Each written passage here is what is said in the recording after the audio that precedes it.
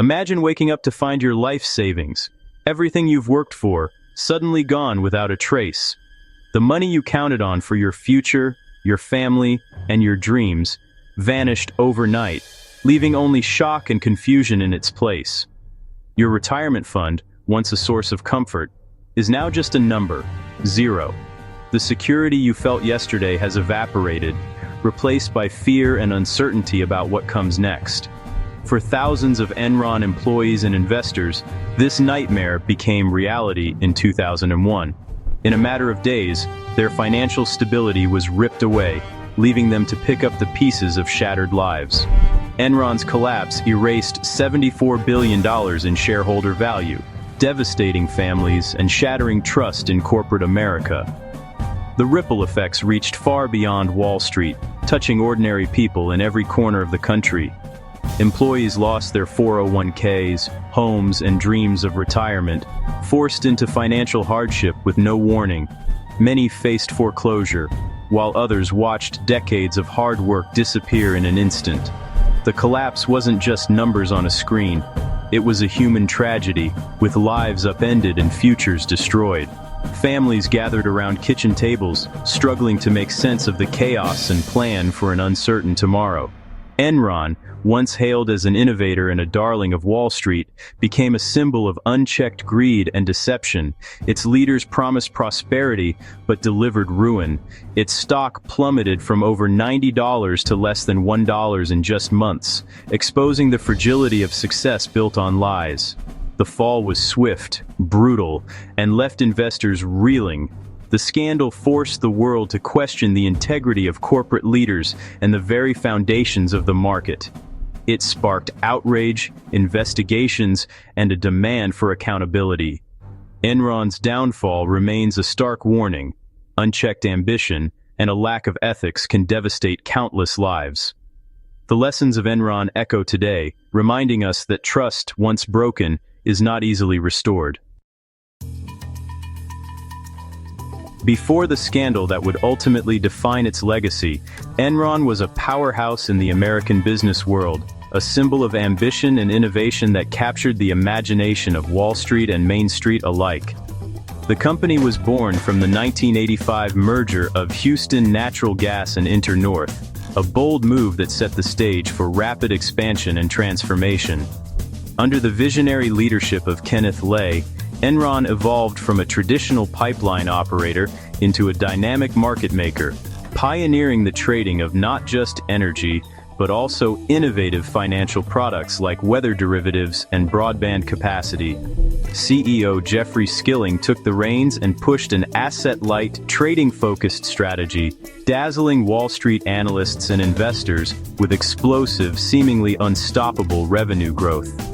In just a few short years, Enron's reported revenues soared from $9 billion to over $100 billion, catapulting it to the ranks of the seventh largest company in the United States and earning it a coveted spot on the Fortune 500 list.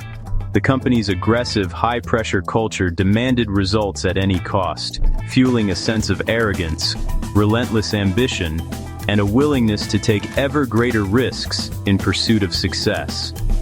Top talent from across the country flocked to Enron, lured by promises of immense wealth, rapid career advancement, and the chance to be part of a company that was rewriting the rules of business. The company's influence reached deep into the halls of political power, spending millions on lobbying efforts and forging close relationships with lawmakers to protect and expand its interests. Enron's carefully crafted public image was one of invincibility and innovation, a shining example of American capitalism, masking the complex web of fraud and deception beneath the surface. Few outside the company suspected that behind the gleaming glass of its Houston headquarters, a massive deception was quietly unfolding, hidden from the public eye. The stage was set for one of the greatest and most shocking corporate frauds in history, a scandal that would shake the foundations of the business world for years to come. Enron's financial success was built on a web of accounting tricks, a complex and deliberate scheme designed to mislead investors and regulators. These tricks were specifically designed to hide debt and inflate profits, creating an illusion of a thriving company. The company used special purpose entities, SPEs, to move bad assets and debt off its books, creating a false image of financial health. These SPEs were essentially shell companies that masked the true financial state of Enron. CFO Andrew Fastow masterminded hundreds of these shell companies, propping up Enron's numbers. His intricate web of deceit was crucial in maintaining the facade. Mark-to-market accounting let Enron book years of projected profits as immediate income, even if the money never materialized. This accounting method was highly misleading. This fantasy accounting made every quarter look like a win, luring investors and analysts into a false sense of security and optimism. The scheme depended on a rising stock price and constant new deals to stay afloat. Without these, the entire structure was at risk. When doubts surfaced and the stock fell, the entire house of cards collapsed, revealing the true extent of the deception. Enron's reported profits were illusions, and its real debts were staggering. The company was far from the financial powerhouse it claimed to be. The unraveling was swift and total, exposing the depth of the fraud and leading to one of the most infamous corporate collapses in history. At the heart of Enron's collapse were its top executives, Kenneth Lay, Jeffrey Skilling, and Andrew Fastow. Lay, the public face, fostered a culture of deception while quietly selling his own shares. Skilling, the architect of Enron's aggressive strategy, pushed risky accounting and set impossible targets. Fastow engineered the fraudulent SPEs, profiting personally while hiding Enron's debt. Whistleblower Sharon Watkins warned Lay of the looming disaster, but her memo was ignored. When the truth emerged, Fastow turned witness, exposing the inner workings of the fraud. The leadership's greed and denial sealed Enron's fate. Enron's collapse devastated more than 20,000 employees, wiping out jobs, health insurance, and retirement savings. Workers were encouraged to invest their 401ks in Enron stock, only to be locked out as the price crashed. Many lost everything: homes, college funds, and decades of savings, forced to start over late in life. The emotional toll was immense. Betrayal, anger, and despair rippled through families and communities. Investors worldwide were also wiped out, victims of fraudulent financial reports. The scandal shattered trust in corporate America and exposed the vulnerability of ordinary investors. Houston's economy suffered, losing a major employer and philanthropic force. Enron's greed left a legacy of pain, proving financial crimes destroy real lives. The fallout was a harsh lesson in the true cost of corporate malfeasance. Enron's fraud didn't just destroy one company, it took down Arthur Andersen, a global accounting giant. Andersen, once a symbol of integrity, enabled Enron's deception by signing off on fraudulent reports. The firm's lucrative consulting relationship with Enron created a fatal conflict of interest. When the SEC investigated, Andersen executives ordered mass shredding of Enron documents, turning negligence into criminal obstruction. The image of shredded evidence became synonymous with Andersen's ethical collapse.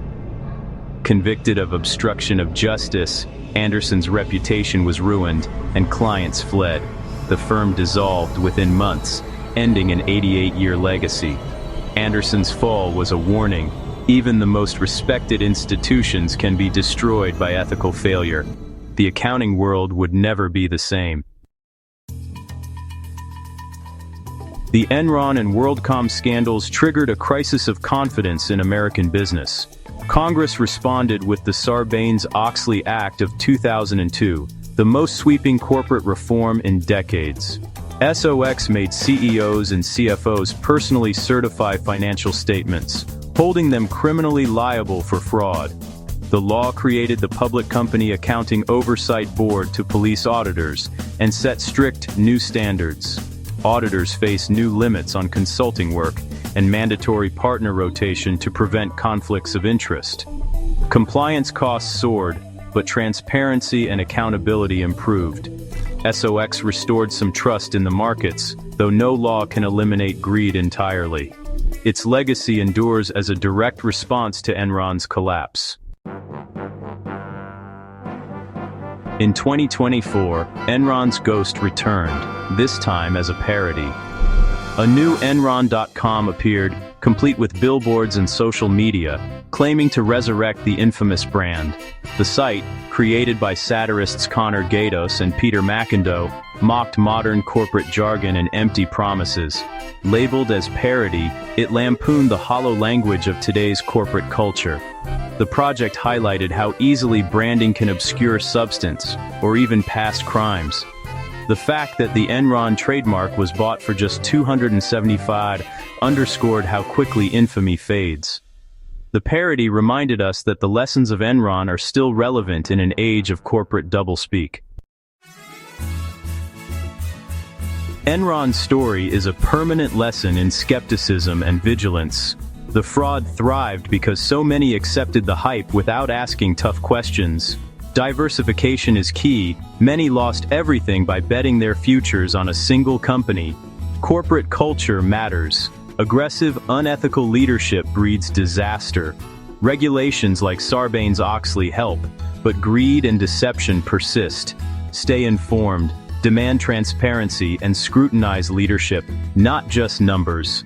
The Enron saga isn't just history, it's a warning for today and tomorrow. Subscribe for more insights on spotting financial fraud and protecting your future.